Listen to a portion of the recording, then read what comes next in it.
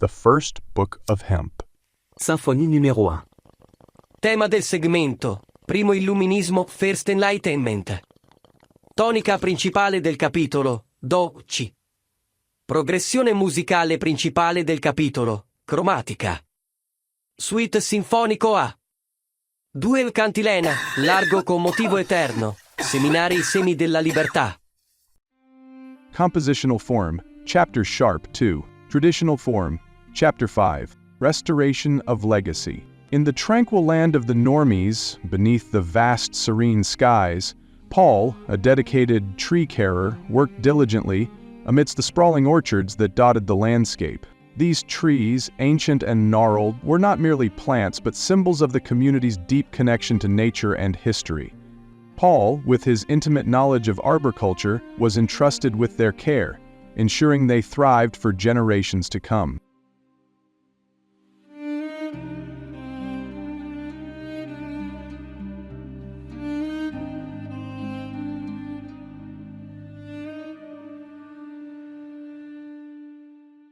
However, since the passing of his mother Mara a few years ago, Benjamin, Paul's son, had been drifting.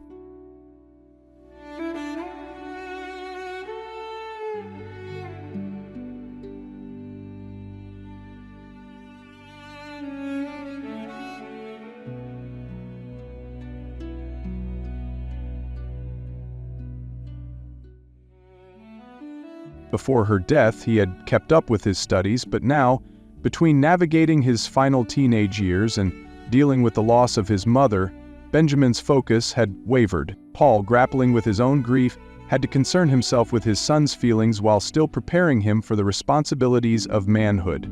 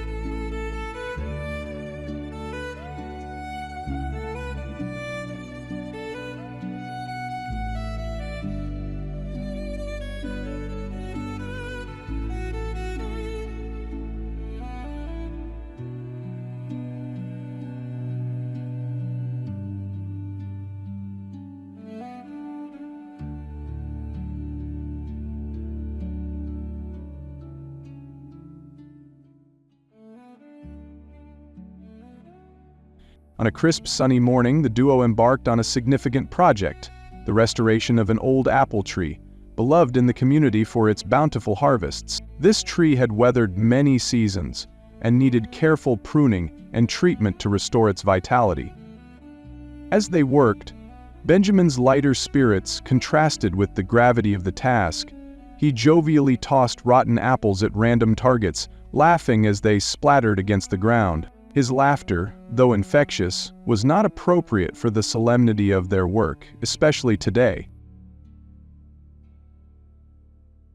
Benjamin, remember why we're here. Paul's voice was stern, yet carried an undercurrent of warmth.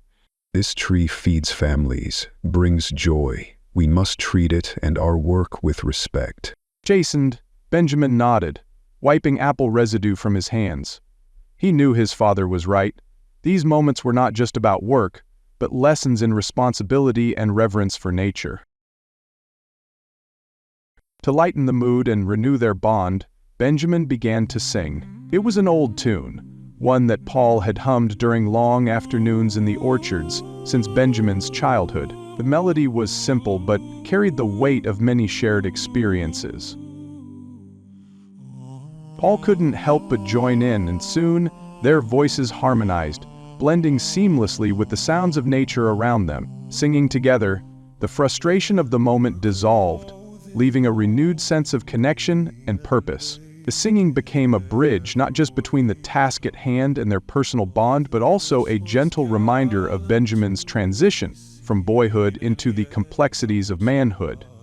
As they sang, Paul saw not just the boy who threw apples, but the young man who was learning, slowly and sometimes painfully, what it meant to care for something greater than himself. Their voices carried across the fields, a soft echo of tradition and hope, as they returned to their task, now with a shared rhythm. This project was not only about restoring an old tree, but nurturing growth in Benjamin, preparing him to one day assume the mantle of caretaker of the orchards, and perhaps the land of the normies itself.